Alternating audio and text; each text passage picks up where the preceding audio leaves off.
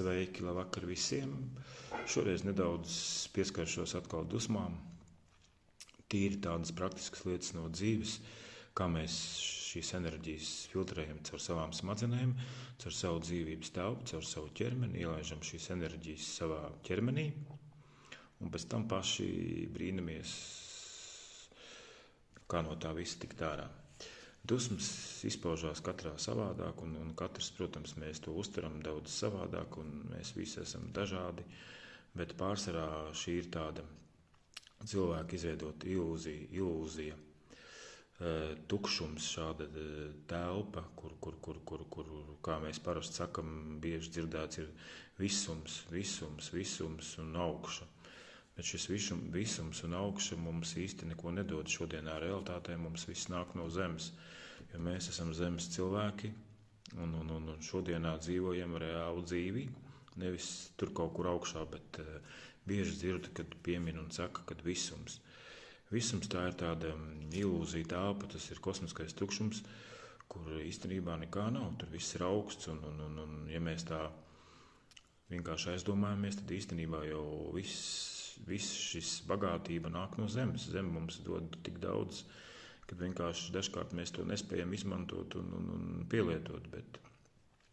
Bet tā kā šī dusmas ir enerģija, ko jau minēju, ka tā ir diezgan agresīva enerģija. Un katrs cilvēks, protams, viņu pārstrādā pa savam, teiksim tā.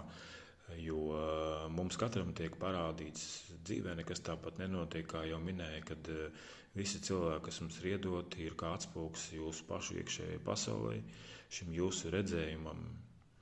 Un tad dažkārt tas, kas ir vairāk tracina otrā, tad noteikti tas ir tevī pašā, bet cilvēks jau pēc būtības ir tāds, kad viņš vienmēr bakstīs to otru un vienmēr čīksties, sūdzēsies par to otru, ne jau pats sevi ieklausīsies vai apstāsies vai mēģinās tiešām sadzirdēt, jo bieži ir dzirdēts, ka pašam saka ieklausies. Tev vienkārši tad jāmācās trenēties, sadzirdēt, ko tev tie cilvēki apkārt stāsta, ieklausīties, jo īstenībā viņi tev daudz ko pasaka priekšā.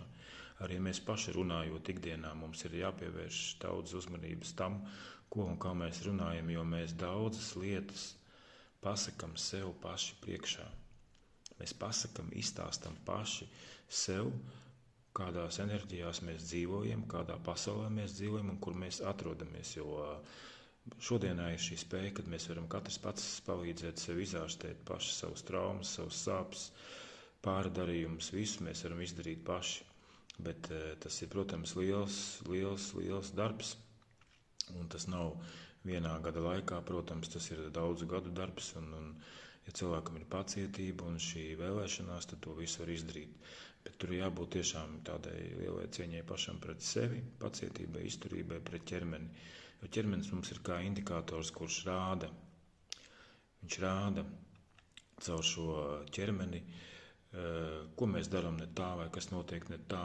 Caur ādu mēs uzņemam daudz informāciju, lietas, kas mums ir saistošas, kas mums ir vajadzīgas ikdienā, bet tenīs ikdienišķos skrējienos, jo mēs ļoti maz, kad aizdomājamies un vispār ieklausāmies, teiksim, tenī pašā putnu dziedāšanā vai paskatīties, kā zied puķes, skaisti čivina tur putniņi vai strautiņš tek.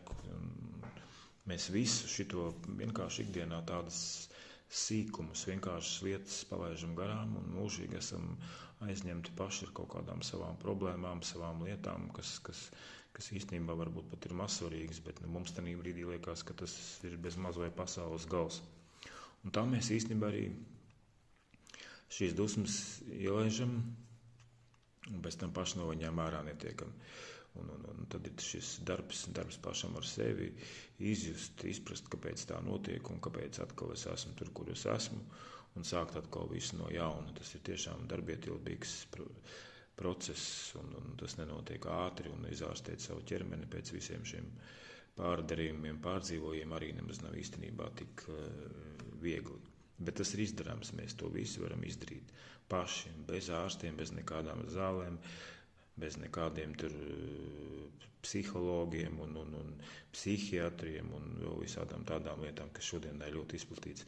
Cilvēkiem ir dota šī spēja izārstēt pašiem sevi šodienā, un mēs to varam izdarīt paši. Protams, tas nav uzreiz, un tas nebūs tā, ka hop un tūlīt būs. Tur ir jābūt ļoti pacietīgiem pašiem pret sevi. Tā kā tas tāds maziņš ieskatiņš, un lai visiem jauks vakars.